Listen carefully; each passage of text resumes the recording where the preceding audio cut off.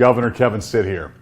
I wish I could be with you all this weekend for your conference, but I had to hop on here to wish you all the very best and check in with you on what you're doing here in Oklahoma.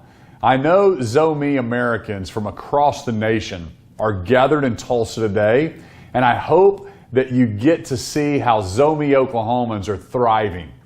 I believe that God led many of you here to be a blessing to our state, and I'm so grateful for the way you're serving Oklahoma.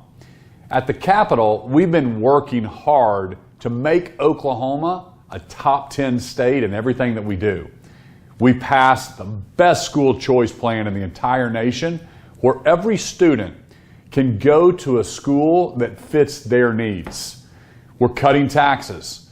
And this year, we passed the largest single tax cut in Oklahoma history by eliminating the grocery tax. We're giving huge relief to hardworking Oklahomans at the grocery store. And we're advancing freedom for all 4 million Oklahomans.